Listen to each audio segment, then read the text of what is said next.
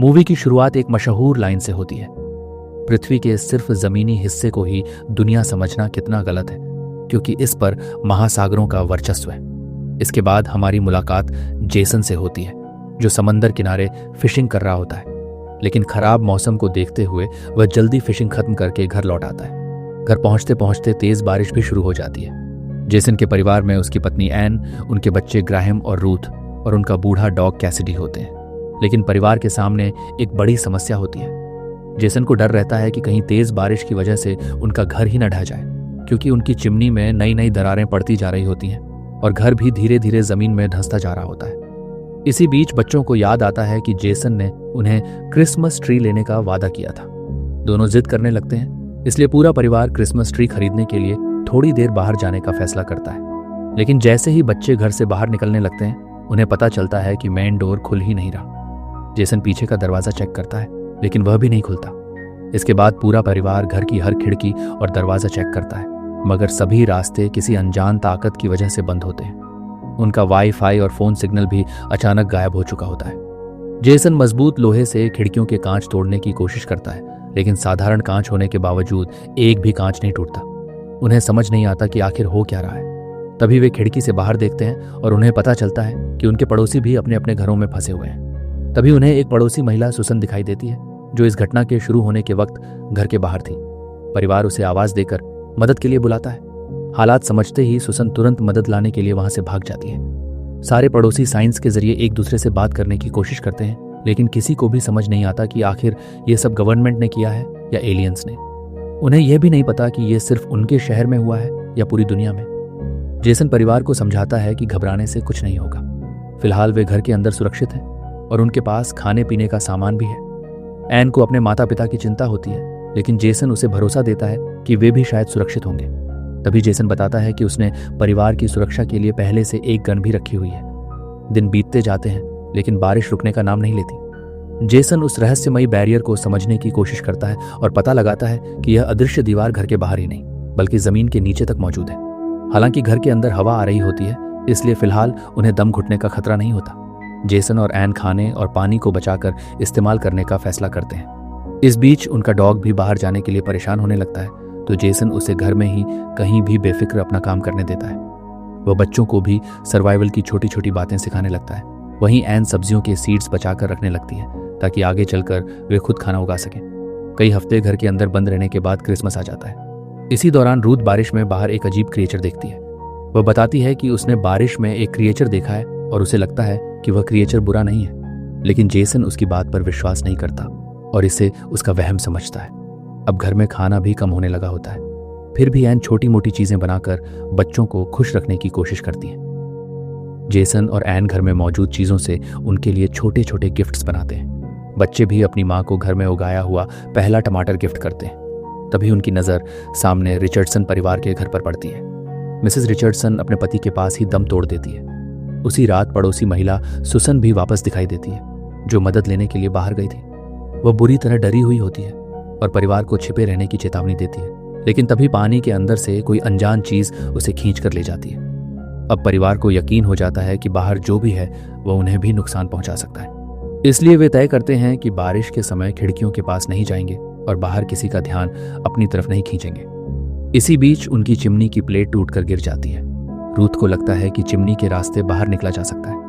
वे पुली की मदद से उसे बाहर भेजने की कोशिश करते हैं, लेकिन रास्ता इतना संकरा होता है कि रूथ बाहर नहीं निकल पाती। इसी बीच कैसिडी की तबीयत भी खराब हो जाती है। उसकी दवाइयां खत्म हो चुकी होती हैं और जेसन तथा एन समझ जाते हैं कि इतनी उम्र और बीमारी के कारण अब उसे बचाना संभव नहीं है। जेसन के कहने पर एन बच्चों को दूसरे कमरे में ले जाती है, टीवी की आवाज तेज कर देती है और उन्हें कान बंद करने को कहती है। उधर जेसन भारी मन से कैसिडी को दर्द से मुक्ति दिलाने के लिए गोली मार देता है। इसके बाद जेसन और एन के सामने एक और मुश्किल फैसला आता है। कैसिडी के शरीर को या तो फायरप्लेस में जलाया जा सकता था या फिर फ्रीज करके भविष्य में जरूरत पड़ने पर खाने के रूप में इस्तेमाल किया जा सकता था। आखिरकार वे उसे फ्रीज करने का फैसला करते हैं। 3 महीने बाद हालात और भी खराब हो जाते हैं। उनका राशन लगभग खत्म हो चुका होता है और सबको लगने लगता है कि अब वे भूख से मर जाएंगे। तभी जेसन को एक आइडिया आता है। वह कैसिडी के शरीर के हिस्सों को बेड की तरह इस्तेमाल करके ट्रैप्स बनाता है, और चिमनी के रास्ते उन्हें बाहर भेजकर घर के आसपास आने वाले छोटे जानवरों को पकड़ने लगता है। इस तरह परिवार कुछ समय तक पकड़े गए जानवरों और घर में उगाई हुई सब्जियों के सहारे जिंदगी चलाता रहता है। लेकिन इसी बीच बिजली भी चली जाती है, जिससे उनकी मुश्किलें और बढ़ जाती हैं। फिर भी वे किसी तरह दिन काटते रहते हैं और देखते ही देखते 5 साल बीत जाते हैं। अब ग्राहम और रूथ काफी बड़े हो चुके हैं। इतने लंबे समय तक घर में बंद रहने की वजह से दोनों ने अपना अपना समय बिताने का तरीका ढूंढ लिया है। ग्राहम अपने दादा के दिए हुए पियानो पर समय बिताता है, जबकि रूथ एटिक में बैठकर क्रिएचर्स की ड्राइंग्स बनाती रहती है। रूथ को अब यकीन होने लगा है कि इस पूरी घटना का जवाब समुद्र की गहराइयों में छिपा है। दूसरी तरफ एन घर के अंदर कई तरह की क्रॉप्स उगा लेती है, लेकिन लगातार बारिश की वजह से घर धीरे धीरे जमीन में धंसता जा रहा है। एन को डर लगने लगता है कि अगर ऐसा ही चलता रहा तो एक दिन उनका घर पूरी तरह ढह जाएगा। तभी जेसन पूरे परिवार को गैराज में एक पुरानी कार दिखाता है, जिसे वह पिछले कई सालों से ठीक करने में लगा हुआ था। आखिरकार वह उसे चलने लायक बना लेता है। लेकिन ग्राहम सवाल करता है कि ऐसी कार का क्या फायदा जिसे वे घर से बाहर ले ही नहीं सकते। इसी बात को लेकर जेसन और ग्राहम के बीच बहस शुरू हो जाती है। इसी दौरान बारिश के बीच अचानक एक क्रिएचर पहली बार उनके घर के अंदर घुस आता है। पूरा परिवार डरकर छिप जाता है। क्रिएचर पूरे घर में उन्हें ढूंढता रहता है और अपने पीछे खारा पानी छोड़कर मिट्टी, पौधों और पीने के पानी तक को खराब कर देता है।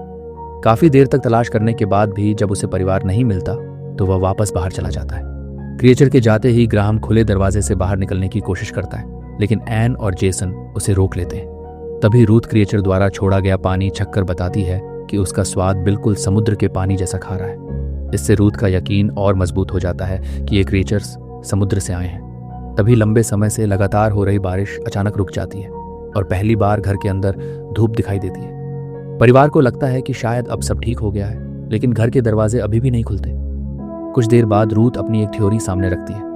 वह सोचती है कि अगर ये एलियंस नहीं बल्कि समुद्र की गहराइयों में रहने वाले क्रिएचर्स हों तो आखिर दुनिया का लगभग 80% ओशन फ्लोर आज भी इंसानों ने पूरी तरह एक्सप्लोर नहीं किया है। हो सकता है पुराने समय से समुद्री मॉन्स्टर्स की जो कहानियां सुनाई जाती रही हैं वे सच हों। शायद ये क्रिएचर्स समुद्र की गहराइयों से आए हैं और इसी वजह से बारिश को कंट्रोल कर सकते हैं। रूथ का मानना है कि इन क्रिएचर्स ने इंसानों की दुनिया पर कब्जा नहीं किया, बल्कि शायद इंसानों से पहले पूरी पृथ्वी ही उनका घर थी और शायद वे अपनी दुनिया वापस लेने आए हैं। लेकिन जेसन इस बात को मानने से इनकार कर देता है। उसके लिए उसका घर ही उसकी पूरी दुनिया है और वह अपने परिवार को कहीं जाने नहीं देना चाहता। इधर एन पूरी तरह परेशान हो जाती है, क्योंकि क्रिएचर के छोड़े हुए खारे पानी की वजह से उनकी पूरी फसल और बचा हुआ पीने का पानी खराब हो जाता है। अब उनके पास ज्यादा से ज्यादा 3 दिन का पानी बचता है। जेसन ड्यू कलेक्टर से दोबारा पानी इकट्ठा करने और नई क्रॉप्स उगाने की कोशिश करने की बात करता है, लेकिन एन को लगता है कि अगर बारिश दोबारा नहीं हुई तो वे ज्यादा दिन सरवाइव नहीं कर पाएंगे।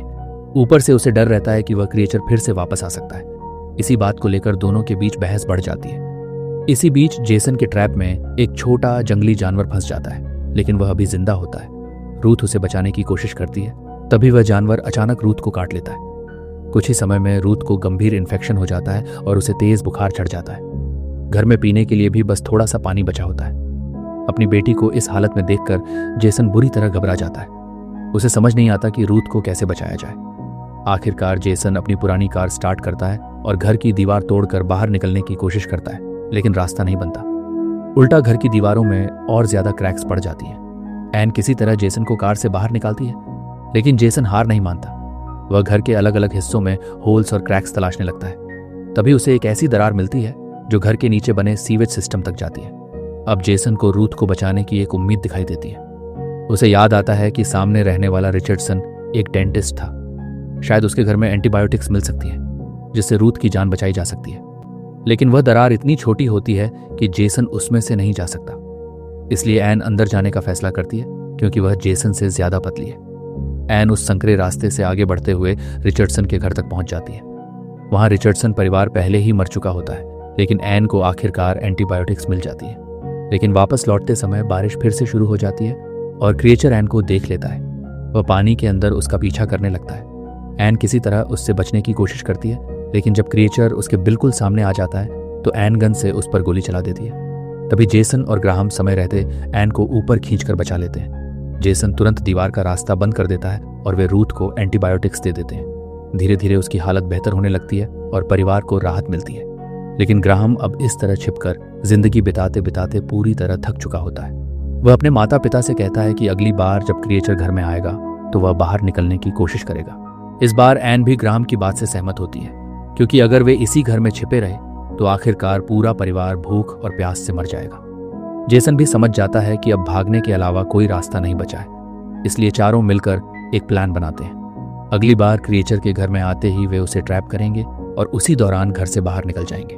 चारों मिलकर क्रिएचर को पकड़ने की पूरी तैयारी शुरू कर देते हैं, लेकिन तभी अचानक बहुत तेज बारिश शुरू हो जाती है। कुछ ही देर में पानी घर के अंदर घुसने लगता है और पूरा घर तेजी से डूबने लगता है। इसी दौरान एक क्रिएचर भी घर के अंदर घुस आता है।